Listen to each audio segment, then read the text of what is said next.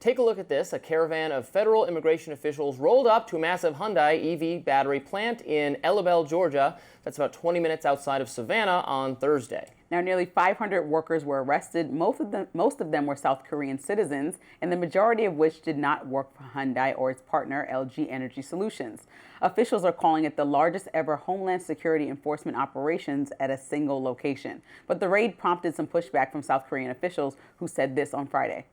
The economic activities of our companies investing in the United States and the interests of our citizens must not be unduly violated during the course of U.S. law enforcement. Meantime, reaction here at home was swift. Richard Stengel, a former undersecretary of the state in the Obama administration, took to X saying, quote, "You impose tariffs on foreign government and pressure them to build a factory here, and then you arrest workers from that country who are constructing the factory. Does that seem like a good strategy?" And former gubernatorial candidate in Georgia, Stacey Abrams, also writing on X, "The raid at Bryan County Hyundai plant is a prime example of Trump's authoritarian playbook, weaponizing the power of government to terrorize working families, ripping communities apart, and creating a climate of fear."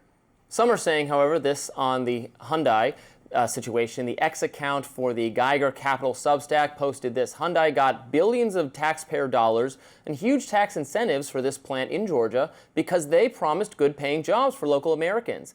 Instead, they hired hundreds of illegal immigrants. They need to face massive fines. Again, Hyundai has said that they did not employ any of those arrested. ICE has confirmed that the vast majority were employed by contractors and subcontractors hired to build the manufacturing plant. So the issue is, so they were on a visa situation as visitors, and my understanding of this, I was doing a little bit of research on this yesterday, is basically the terms of their visas, they can like consult on business projects, but are not supposed to be doing actual work. For that, you need a work visa, which at least some of the employees didn't have. So that is the argument, that they were not, what they were doing was not authorized. They didn't like sneak over the border or something. They're not violent criminals, so I don't like the way they're being treated. And I also think if we want to build plants, like, you know, national conservative type people who I hear constantly that we got to bring manufacturing here, we got to reopen factories. Okay, and then you're going to arrest the people who are working in the factories? Like, right. This is not a serious industrial policy. If we can't build anything if you do this. And Hyundai has a 2-decade history of investing in Georgia and bringing tons of jobs and money to that part. Well, when they're given massive financial incentive to do so by government handouts, which I oppose. And the company was also mandated to, and through conversation with President Trump, to invest $26 billion into the U.S. in the next few years. And part of that requires building the plant so that work can happen here. So when you're arresting people and also kind of intimidate, like poking the bear of an ally for no reason, you know, we sent these people back to South Korea and their government had to jump in. It's like, well,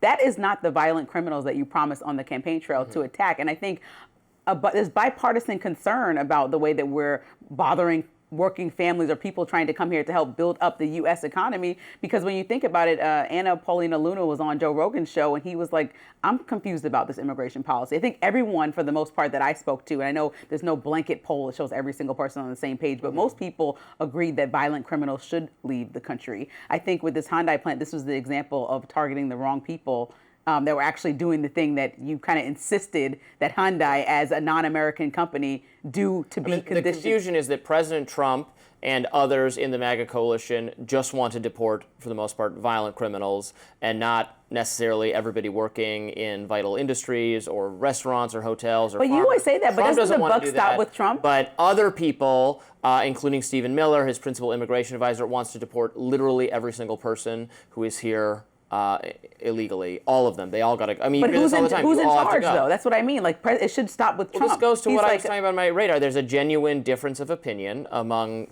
relevant people under Trump, and they're vying to convince him, and he changes his mind about it somewhat, about who exactly should go. And that's what I feel. But there are a lot of conservatives that want these people to go. My answer to them is, how are we? Then they'll say, we got to build the factories with American labor. Like, if it was just as cost effective to do that, they would do that. They're doing, and again, this isn't Hyundai. This is the contractor to build the plant. Right. Now, So I utterly oppose corporate welfare and handouts, and I would not give them money to build this plant here. But then I also wouldn't tell them who they're going to employ. I wouldn't make it more difficult for them to build the plant by telling them exactly which labor pool they can draw on or exactly which resources they can use. No, you figure that out, the market will coordinate it, and I'm not going to bail you out and give you a government handout to do it. That's my policy, which I don't know if it's popular or not, but that's what I think should happen. It's a little bit of cutting off your nose to spite your face to me. He works with business owners around the globe, specifically people investing in the U.S. And Trump. Yes, President Trump, my apologies. So I don't understand how he would do this to business owners when he's himself used migrants to do certain laborious jobs. And so to me, it just doesn't make sense as a businessman to allow other people in your administration to make this decision when you know how deeply it affects most American businesses that are billion-dollar businesses like Hyundai. It's not an American business, but investing billions here. Right. And do we want batteries built here or not? That's what I have to ask. Coming up, how President Trump is breaking with the Constitution. Stick around.